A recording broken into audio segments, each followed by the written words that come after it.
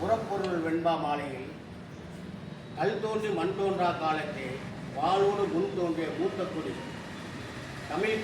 தமிழ்குடியின் பாரம்பரிய மிக்க கலையும் ஆகிய கலைகள் 64 முதற்கலை போர்க்கலை ஆகிய சிலம்பம், வெட்சி, வஞ்சி, காஞ்சி, கரந்தை போன்ற திணைவைகளை கொண்ட வீர இலக்கியம் கூறக்கூடிய புறநானூறு பெருமை பாடிய கலை, பரணி பாடிய கலிகத்து பரணி கலை,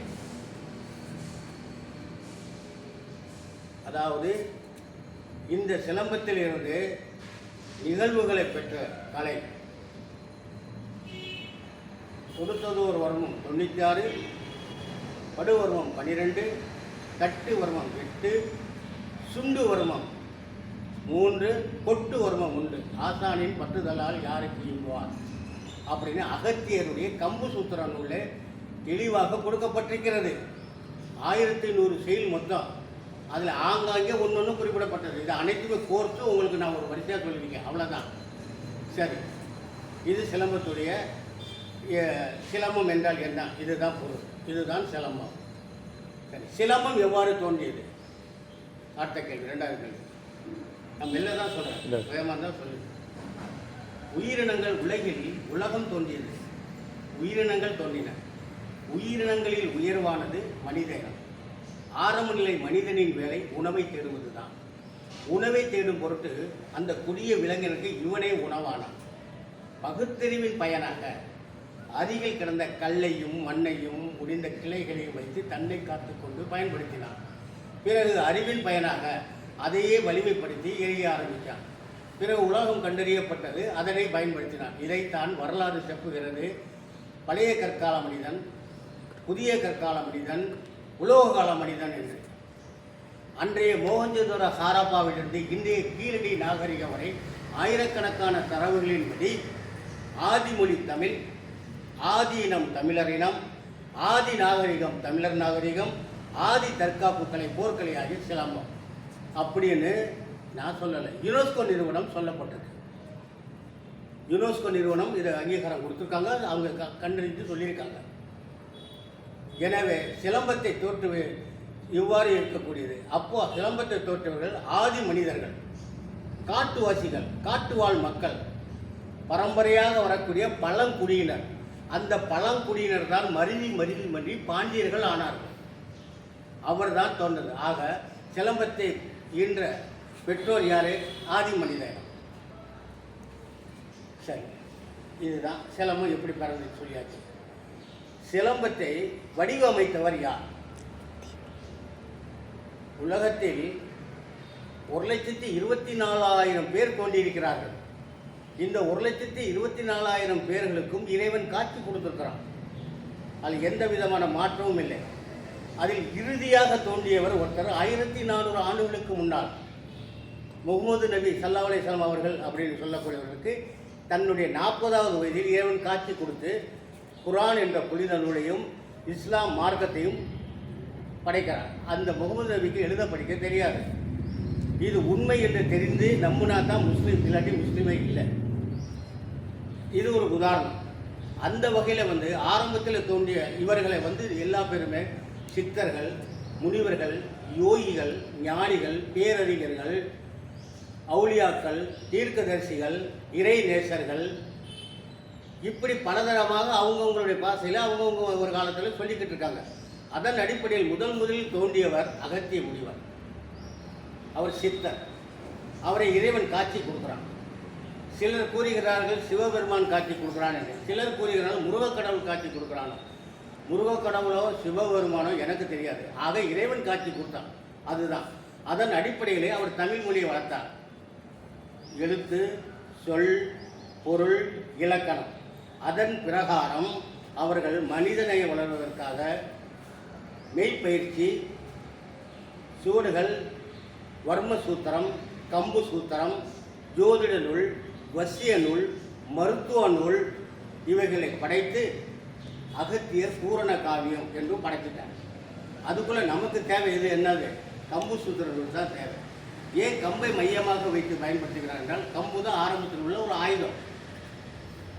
2வது ஆயுதம் அம்பு. ரெண்டுமே இன்னைக்கு பெரிய வம்பு. முதலில் தோண்டியது கம்பு, அதன் பின்பாடு தோண்டியது அம்பு. இன்னைக்கு வரைக்கும் அதை வம்பாவே இருக்கு. அப்போ இந்த ஆயுதங்களை தான் பயன்படுத்தினான் மனிதன். அப்போ இதை அகத்தியர் வழிமுறை பண்றாரு. மெய்ப்பயிற்சி, காலடி பயிற்சி, நிலைகள், சுவடுகள், வரிசைகள், அடவுகள், இவ்வாறு தனித்தனியாக வகைப்படுத்தி சொல்கிறாங்க. அதில் தான் எல்லாமே அவங்க அதில் பயன்படுத்துகிறாங்க. அது வர்மம் எல்லாமே அடங்கும். ஆக சிலம்பத்தை வடிவமைத்தவர் யார்? அகத்தியர். முடிஞ்சு போச்சு. அந்த கேள்வி பதிலாச்சு. அது காரணம். அதுக்கப்புறம் சிலம்பம் ஏன் கற்றுக்கொள்ள வேண்டும்? எவ்வளவோ இருக்குல்ல, சிலம்பத்தை ஏன் படிக்கணும்? சிலம்பம் கற்றுக்கொள்வதால் மனம் ஓர்நிலைப்படுகிறது, நினைவாற்றல் அதிகரிக்கிறது, நோயின்றி வாழ உடல் வலிமையுடன் திகழ பயன்படுகிறது. சொல்வது புரியுதா? இதை இலக்கியங்களில் சொல்லக்கொண்டா பதார்த்த குணி சிந்தாமணி என்ற ஒரு மருத்துவ நூலை 1314வது செயலாக சிலம்ப முதல் மல்யுத்தம் தேசி நடை கொள்ளீர், சிலம்ப முதல் மல்யுத்தம் தேசி நடை கொள்ளீர், மெய் இருக்கும் வலி உண்டாம் பலம் பெறவும், பசி உண்டாம் சுபவாத சூளை நோய் போம் பண்டாம் மலம் இறங்கும் பார் அப்படின்னு அந்த சிலம்பங்கிற சொல்லையே குறிப்பிட்ட சொல்லப்பட்டிருக்கு அந்த இலக்கியம். இது கிபி 15ஆம் நூற்றாண்டில் தோன்றியது. கிமு 3ஆம் நூற்றாண்டிலே சில நிகண்டுகள் தோன்றின. அந்த நிகண்டுகளில் சிலம்பம் என்பதற்கு பொருள் படை களப்பயிற்சி, சூழ்ச்சி திறன்னு பொருள். தமிழ் அகராதியில் எடுத்து பாருங்கள். களம் என்றால் பொருள், ஆயுதம் என்று ஒரு பொருள் உண்டு. போருக்கென சில களங்களை கொண்டு களத்தில் போரிடும் முறைதான் சிலம்பம். சிலர் கூறுறாங்க, நீரோடைகளில் வரும் கலகலை என்ற ஒளியிலும், வனத்திலே மரங்கள் ஒன்றோடு ஒன்று உராய்ச்சும் போது ஏற்படக்கூடிய ஒளியும் சிலம்பல் என்ற கலந்து வருவதால் சிலம்பல் ஒளியிலிருந்து சிலம்பம் தோன்றியது. இதுக்கு சம்பந்தமே இல்லை. அந்த ஒளியிலிருந்து எழும்பக்கூடிய ஆயுதம் சிலம்புங்கிற ஒரு பெண்கள் அணியும் ஒரு ஆபரணம். இந்த சிலம்பை மையமாக வச்சு தான் ஒரு ஐம்பெருங்காப்பியங்களில் உண்டான சிலப்பதிகாரத்தை படைத்த இளங்கோடிகளார் கூறுறாரு. முதலே ஆண்ட பாண்டியன் நெடுஞ்செழியனுடைய மனைவி கற்புக்கரசி கோப்பெருந்தேவியினுடைய கால் சிலம்பு, அது கொற்கை முத்துகளால் நிரப்பப்பட்டது. சோழ நாட்டில் கோவனுடைய மனைவி கற்புக்கரசி கண்ணகியுடைய சிலம்பு, இது பரல்களால் நிரப்பப்பட்டது.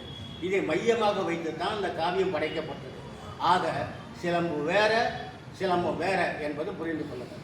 விளக்கம் வந்துருச்சு அவங்களுக்கு? சிலம்பும் இதை இன்னும் நிறைய பேர் தெரியாதவங்க இருக்காங்க. இங்கே சிலம்புன்னு இருக்கு பாருங்க. ஏன்னா அது அவங்களுக்கு அந்த சொல் வழக்கில் இல்லாதனால அந்த மாதிரி அதை மாற்றணும். ஒன்று இப்படி சிலம்பத்துக்கு அதுக்குள்ளே போகிறது. சரி, அதில் அடங்கிய சிலம்பத்துடைய அடிப்படை என்ன? மெய்ப்பயிற்சி. இறைவனுடைய படைப்பில் நம்ம தேகத்தில் 44 இடங்கள் மிகவும் பலகீனமானது. இதற்கு எவ்விதமான பயிற்சியும் கிடையாது. இப்போ இருக்காரு, ஒரு யானையை ஒரே குத்தில் டமான்னு கீழே சாத்திடுறாரு. யானை உடனே முடிஞ்சு செத்து போகும், அவ்வளோ ஆற்றல். நான் அங்கக்குள்ளே புதுசாக ஒரு தீக்குச்சி இருக்கேன், அதை எடுத்து கல்லில் குத்தினா அவர் கவனிக்க முடியுமா? ஆனால் யானையே விழுந்துட்டீங்க, சுற்றி சமாளிக்க முடியலையா? இதுதான் இறைவனுடைய படைப்பு. வைடல் பார்ட்ஸ் ஆஃப் தி 44 பாடியில் இருக்குது 44. அந்த சாதாரண தொடுதல் செய்தால் மயக்க நிலை, அபரிமிதமாக தொடுவோமையானால் அங்ககீனம், மேலும் அபரிமிதமாக தொடுவோமையானால் உயிர் சேதம். இதைத்தான் மர்மம் என்று சொல்வது. உடம்பிலேயே மர்மமாக மறைந்திருப்பது தான் மர்மம். இந்த மர்மம் இந்த வர்ம முறையை வகைப்படுத்துகிறாரு அகத்தியர். தொடுத்ததோர் வர்மம் 96, படுவர்மம் 12, தட்டு வர்மம் 8, சுண்டு வர்மம் 3, கொட்டு வர்மம் 1 அப்படின்னு பாட்பாட்டாக பிரிக்கிறார். இறுதியாக நோக்கு வர்மம் என்று கொண்டு வரும். அந்த நோக்கு வர்மங்கிறது தான் வசியம்னு சொல்கிறது. வசியம்ங்கிறது சமஸ்கிருத சொல். சுத்தமான தமிழில் சொல்லணும்னா நோக்கு வர்மம் தான்.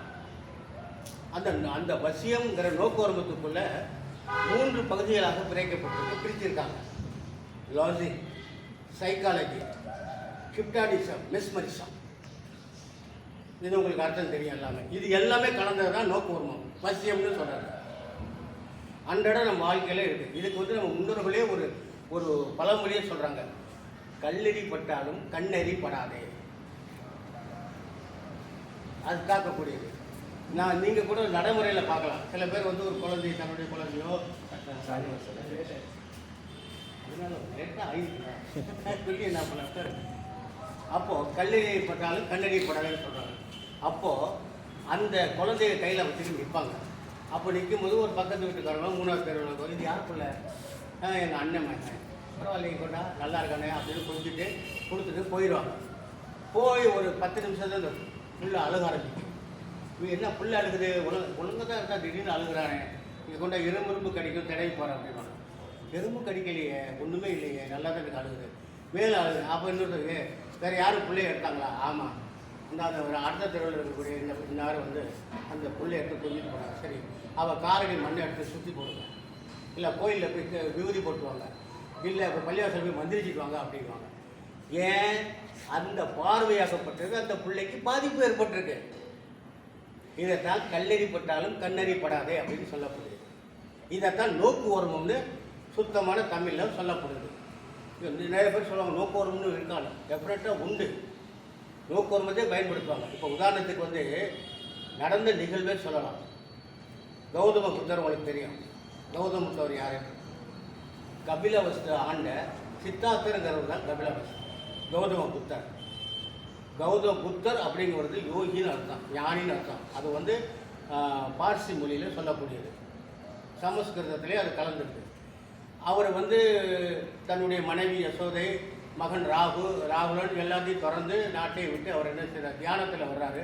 தன்னுடைய 40வது வயதில் வந்து அரச ஆலமரத்தடியில் இருந்து அவர் வந்து தியானம் செய்யும்போது ஞானம் ஏற்படுது.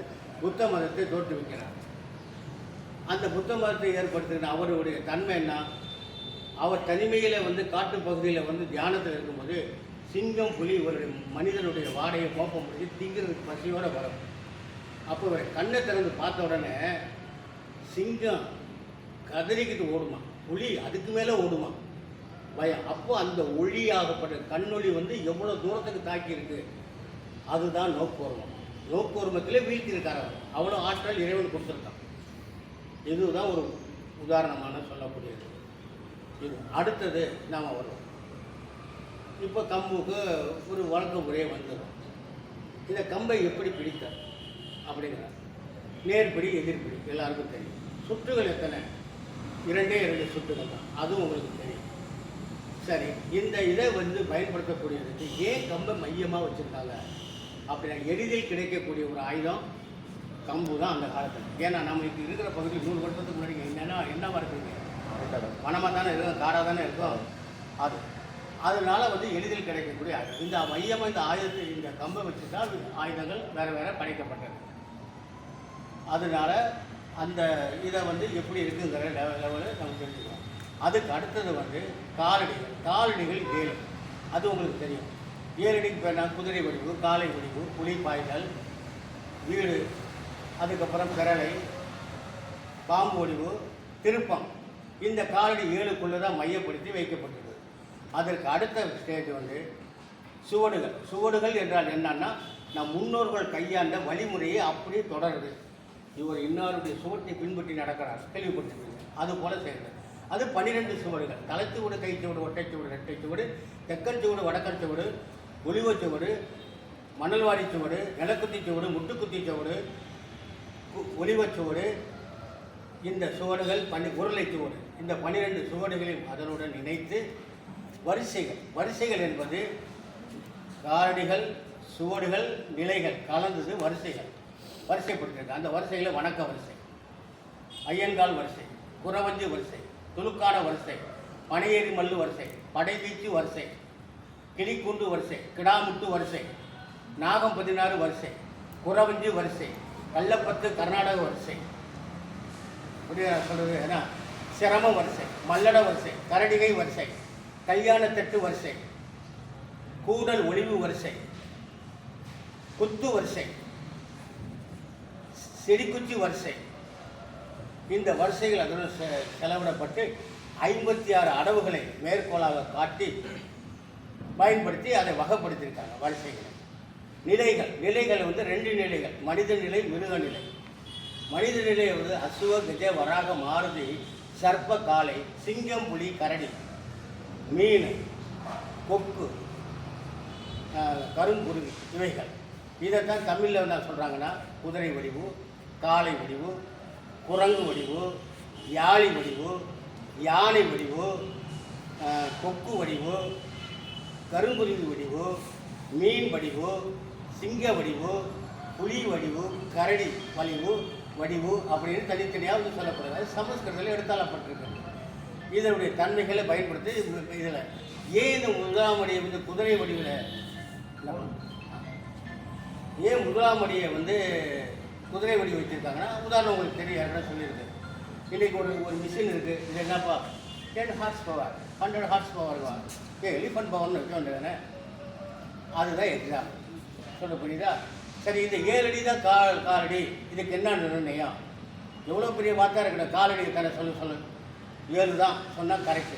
7 கிடையாது, 16 அடி, 32 அடி, 42 அடி, அப்படி எப்படி சொல்லுவாங்க. தனித்தனியாக பிரித்து காமிக்க சொல்லுங்க, காமிக்க முடியாது. அந்த 7க்குள்ளே தான் எல்லாம் நடக்கும். ஒரு எக்ஸாம்பிள், ஒரு 4 எக்ஸாம்பிள் சொல்கிறேன். ஒன்று, ஒரு வாரத்துக்கு 4 எத்தனை? 7. இதுக்குள்ளே தானே பல கோடி வருஷம் இருக்குது. அதில் எந்த மாற்றமும் இல்லைல்ல. சரி, வானவெளி வண்ணங்கள் எத்தனை? அதுக்குள்ளே தானே பல வண்ணங்கள் இருக்குது. சரி, அதே போகட்டும். இப்போ சுரங்கள் இருக்குது. சுரங்கள் எத்தனை? 7. இதுக்குள்ளே தானே ஆயிரக்கணக்கான ராகுகள் இருக்குது. எல்லாத்துக்கும் மேலே உலக திருமுறையாம் பொதுமுறை திருக்குறள். ஐயன் திருவள்ளுவர் வகுத்தது மொத்த குறள்கள் எத்தனை? 1330. கூட்டினா 7 தானே வருது.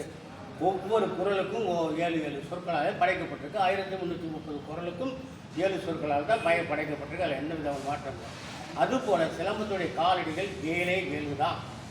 அதுக்கு மேலே இந்த 7க்கு அப்பாற்பட்டு புதுமையாக இருந்தால் நானே அவரிடம் சென்று மாணவனாக இருந்து கற்றுக்கொள்ள விரும்புகிறேன். ஆதாரப்பூர்வமாக சொல்கிறேன். அடுத்தது சுவடுகள் சொல்லியாச்சு. இந்த நிலைகள், அடுத்தது நிலைகள் வந்து மனித நிலை, மிருக நிலை சொல்லிட்டேன். மனித நிலை என்ன? ஆரம்ப நிலை வந்து கம்ப பிடிச்சது காவலி நிலை, ஊர்காவல் அப்படின்னு சொல்லுவாங்க. பிற்பாடு கொஞ்சம் நாகரிகம் முட்டின பிறகு வேல் கம்பு ஊற்றி நிற்பான். அதுக்கப்புறம் இன்னும் அரசர்களுடைய காலத்தில் வந்து ஈட்டியை ஊற்றி நிற்பான். இன்றைக்கி காவல் நிலையத்திலையும் இராணுவ நிலையிலையும் வாதிக்கிறது நீண்ட துப்பாக்கி வச்சு சென்ட்ரி, அந்த துப்பாக்கி வச்சு நிற்கிறான். நீங்கள் பார்க்கலாம். அப்போ காவல் நிலை மாறலை. அதுக்கு அடுத்தது வந்து இடைநிலை. இடைநிலைன்னா என்ன அப்படின்னு, ஆடு மாடு மேய்த்தல் இன்னும் அது நடக்குது. அதுக்கு இலை தலைகளை வந்து கொடுக்கணும். அப்போ அதை எடுத்து கொடுத்தா தான் அது அவங்களுக்கு சாத்தியப்படும். அதுக்காக கண்டிப்பாக அந்த ஊண்டுகள் தேவை. அது இடைநிலை. அடுத்தது வந்து முதுநிலை. முதுநிலைன்னா ஒரு குறிப்பிட்ட வயசு, இன்றைக்கி 50 வயசாச்சு, ஏதோ நான் நடக்கிறேன், இன்னொரு 5 வருஷம் இப்படி நடக்க முடியுமா? அப்போ எனக்கு ஒரு ஊண்டுகள் தேவை. அப்போ ஊண்டி தான் நடக்கணும். அதுதான் முதுநிலை. பயண நிலைன்னு ஒன்று இருந்துச்சு, அது இப்போ பயன்படாது. அந்த காலத்தில் வந்து 10 கிலோமீட்டர் 5 கிலோமீட்டர் 100 மைலுக்கு கூட பொட்டணம் கட்டிட்டு நடந்து போவாங்க. இப்போ நடக்க வேண்டியதில்லை. இப்போ அரை மணி நேரத்தில் அமெரிக்காவுக்கு போயிடலாம். அப்படி ஒரு டெக்னாலஜி வளர்ந்துருச்சு. அதனால் பயண நிலை இன்றைக்கி பயன்படாது. அப்போது இந்த நிலைகள் வந்து மனித நிலை, மிருக நிலை உங்களுக்கு விளக்கம் கொடுத்தாச்சு. சுவடுகள் சொல்லியாச்சு, வரிசைகள் சொல்லியாச்சு, நிலைகள் சொல்லியாச்சு, காலடி வரிசைகள் அதோடைய தன்மைகள் சொல்லியாச்சு. இப்போ மெய்ப்பயிற்சி வந்து முக்கியமான வகை 10 மெய்ப்பயிற்சி தான் இருக்குது. ஆனால் இன்றைக்கி வந்து ஆயிரக்கணக்கான மெய்ப்பயிற்சி செய்கிறாங்க. ஒரு விரலுக்கு ஒரு பயிற்சி, இந்த முடிக்கு ஒரு பயிற்சி, இப்படி பல விதத்தில் இன்றைக்கி கண்டுபிடிச்சி வச்சுருக்காங்க. அந்த முடியை சுருட்டி விட்டால் இந்த மாதிரி வரும், இந்த முடியை சுருட்டி விட்டால் இப்படி வரும்னு சொல்லி இன்றைக்கி ஓடிக்கிட்டு இருக்குது. அட்வான்ஸ் ஸ்டேஜில் போகுது. ஆனால் 10 மெய்ப்பயிற்சி தான் இருக்குது.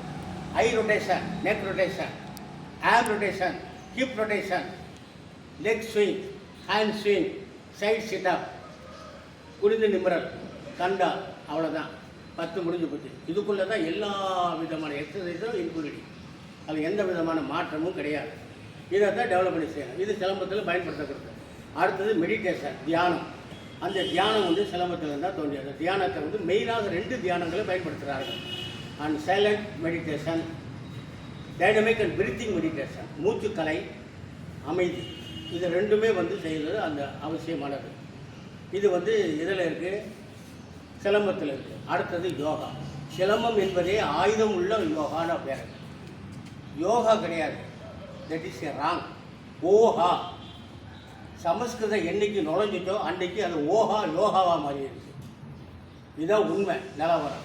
ஆராய்ச்சியாளர்கள் கூற்று அதுதான், கேட்டாலே சொல்லுவாங்க. இந்த யோகாங்கிறது அனைத்துமே யோகா தான். மரம் செடி கொடிகளுக்கு பறவைகளுக்கும் விலங்கினங்களுக்கும் அதை பயன்படுத்தக்கூடிய வகைப்படுத்துறது தான் யோகா. இன்றைக்கு நான் யோகாலாம் படிக்கிறேன், எனக்கு ஆசான் சொல்லி கொடுத்ததை வச்சு சொல்கிறேன். இல்லை நீங்கள் சொல்ல தவறுன்னா அத்தியசன்னா உடனே சொல்ல நான் எடுத்துக்கிறேன்.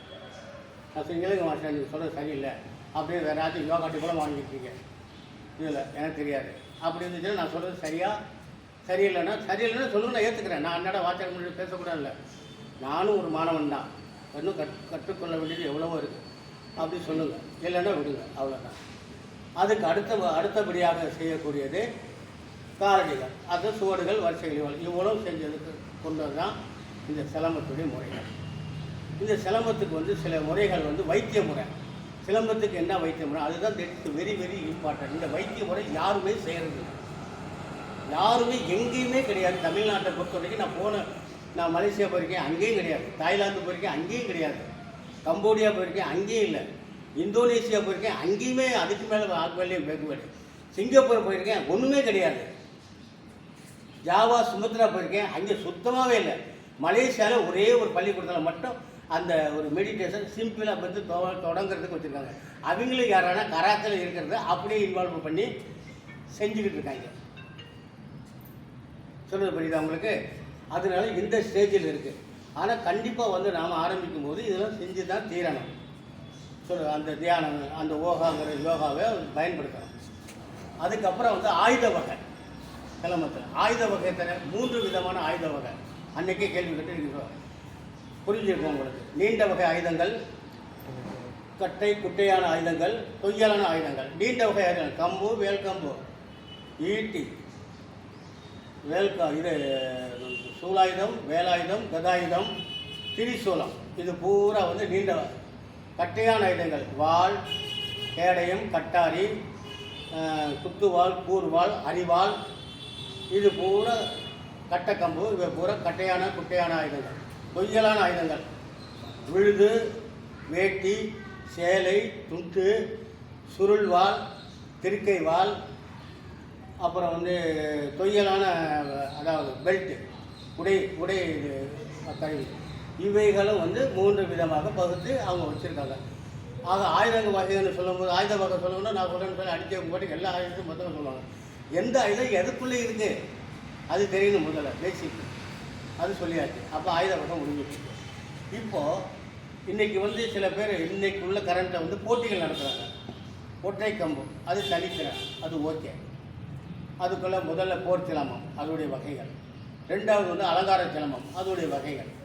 3வது சிறுவுடல் ஜிம்னாஸ்டிக் அதோடைய வகைகள். 4வது அவர் ஆரம்பிக்கிறதுக்கு ஒழுக்கம், வலிமை, வேகம், உதாறு, பம்பல், பதுங்கல், நெளிவு, சுழிவு, வலிமை. இவ்வளவும் கொண்டு போய் சேர்க்கணும். இவ்வளவு சேர்ந்தது தான் தனித்திறன். இவ்வளவு செய்தல். இந்த தனித்திறனோட அடுத்தது ஒன்று வேல்கம்பு சுற்று முறைன்னு ஒன்று வச்சுருக்காங்க. ரெட்டைக்கம்பு சுற்று முறைன்னு வச்சுருக்காங்க. சுருள்வாள் சுற்று முறை. சுருள்வாள் ஒருத்தர் தனிப்பட்ட முறையில் சுற்றுறான். அந்த சுருள்வாளை கொண்டு அவன் ஃபைட் பண்ண முடியுமா? வேல்கம்பு தனித்திறன் செய்கிறான். வேலோட வேல் மோத முடியுமா? மோதனும். அப்போ தான் அவன் கற்றுக்கிறதுல அர்த்தம். எனக்கு தனியாக தான் சுற்ற முடியும், ஆனால் நான் அவங்க கூட சண்டை போட முடியாதுன்னு சொல்ல முடியுமா? போராண்டு ஒரே குத்திட்டு போயிட்டே இருப்பான். சொல்ல புரியுதா? அதனால எல்லாத்துக்குமே தயாராக இருக்கணும். அப்போ நம்ம முன்னோர்கள் பூரா பயன்படுத்தியிருக்காங்க. சொல்கிறது புரியுதா அவங்களுக்கு? அப்போது சிலம்பத்துடைய அமைப்புகள் என்னென்ன? சரி, சிலம்பத்துக்கும் பிற கலைகளுக்கும் ஒற்றுமை வேற்றுமை என்ன அப்படி. இன்றைக்கி அதில் கரடிகைன்னு ஒரு வருஷம் இருக்குது. அந்த கரடிகை வரிசையை அப்படியே எடுத்தால போட்டுருக்கிறது தான் கராத்தே. கராத்தேன்னு என்ன? வெறும் கைன்னு அர்த்தம். கராத்தே வந்து தட் இஸ் ஜப்பான் மொழி, ஜப்பானிய லாங்குவேஜ். அதை வந்து அப்படியே இருக்குது. இந்த கராத்தே எப்போ ஆரம்பித்தது? 24/12/1925 ஆரம்பித்தது.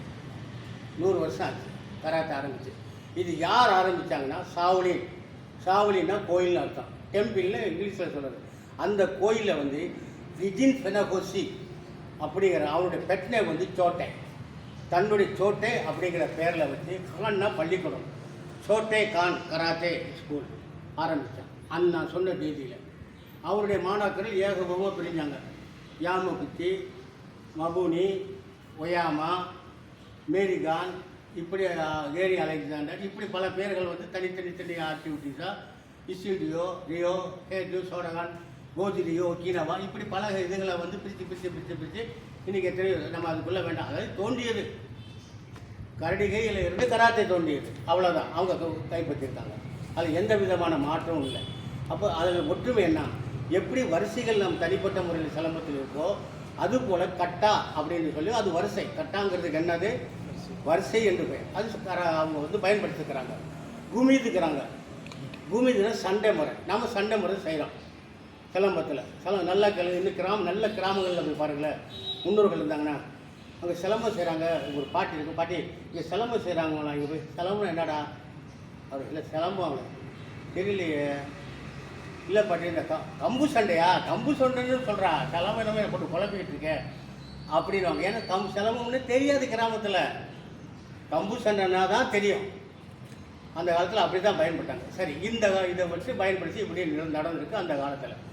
அதற்கப்புறம் வந்து முகலாயருடைய ஆட்சி காலம் 400 ஆண்டுகள் அவங்க இந்தியாவில் ஆட்சி செஞ்சாங்க. அப்படி ஆட்சி செய்யும்போது அந்த முகலாயருடைய சிப்பாய்கள் எதிர்த்தவங்க சில ஆசான்மார்கள் போரிட்டாங்க அவங்களோட. இந்த ஆசான்மார்கள் எல்லாம் பிடிச்சி என்ன செஞ்சுருக்காங்க, முகலாய சக்கரவர்த்தியை ஜெயிலில் போட்டாங்க. ஜெயிலில் போடும்போது அவங்க நீண்ட நாள் ஜெயிலில் இருந்திருக்காங்க. இருக்கும்போது அவங்களுக்கு தமிழ் பாஷையை பாதி என்ன மறந்து போச்சு. நீங்கள் நல்ல ஒரு வாத்தியார்கிட்ட போய் கேளுங்க, சலாமத் சாரா, இடுக்கி போடுறான், சென்டிப் சைடா, குடான் சாரா சொல்கிறாங்களா இல்லையா? ஏன் அது தமிழ் அர்த்தம் தான், அதுக்கு அர்த்தம் கேட்க சொல்லுங்க. அவருக்கு தெரியாது. வாத்தியார் இருக்குன்னு தானே சொன்னார். அப்படிதான் சொல்லுங்கள். அரைக்கறிக்கு முழுக்கு, பாதி உடான் முழு உடான், இப்படி தான் பேசுவாங்க. ஆனால் அது என்ன லாங்குவேஜுங்கிறது தெரியல. உடனே சொல்லுவாங்க, உங்கள் வஸ்தாது அப்படி தான் சொல்கிறாங்க. இது ஒரு பெரிய வஸ்தாது. What is the meaning of வஸ்தாது? இன்னும் யாருக்கா தெரியுமா சொல்லுங்கள். வஸ்தாவினா அம்மட்டியன், பார்ப்பர்னு அர்த்தம், சிகை திருத்துனர்னு அர்த்தம். வஸ்தாது அப்படின்னு சொன்னாலேயே முடி திருத்துனர்னு அர்த்தம், சிகை திருத்துனர்னு அர்த்தம். உஸ்தாத் அப்படின்னு சொன்னால் தான் ஆசான்னு அர்த்தம். ஒரு எழுத்து தான், வானா ஊனா. வானா போட்டாச்சுன்னா வேறு அர்த்தத்துக்கு போயிடும், ஊனா போட்டால் வேறு அர்த்தத்துக்கு போயிடும். இது தெரியாமலே புழைங்கிட்டு இருக்காங்க அந்த வார்த்தையை. அவங்களாச்சும் வரணும், வஸ்தாதுங்கிறாங்களே, இதுக்கு என்ன அர்த்தம் யாராவது கேட்டு படித்தவங்க தெரிஞ்சுக்கலாம்ல. அந்த எண்ணமே நம்ம ஆளுகிட்ட தெரியாது. அவன் சொன்னான், இவன் சொன்னான், நான் சொன்னேன், சொல்லிக்கிட்டே இருக்க வேண்டியதுதான். அந்த கதை தான் இன்றைக்கு வரைக்கும் ஓடி அடங்குது. இப்படி வார்த்தைகள் வந்து நம்ம இதில் வந்து ஊடுருவி பாய்ஞ்சிருக்கு. அதை பயன்படுத்திக்கிட்டு இருக்காங்க, அவ்வளோதான். அப்போது எப்படி எந்த வகையில் வந்ததுங்கிறது இப்போ அந்த விவரங்கள் உங்களுக்கு இப்போ தெரிஞ்சு போச்சு. இது சண்டை முறை, அது கராத்தையோட முடியுது. அடுத்தது அடவுன்னு சொல்கிறது. அடவு என்பது நிராயுதபாணி, தண்டாயுதபாணி. நிராயுதபாணின்னா எந்த விதமான எம்டி, தண்டாயுதபாணினா கையில் ஆயுதம் உள்ளவன் தான். இந்த ரெண்டு பேருக்கு கலந்தது தான் அடவுன்னு சொல்கிறது. அடவுல வந்து மொத்தம் வந்து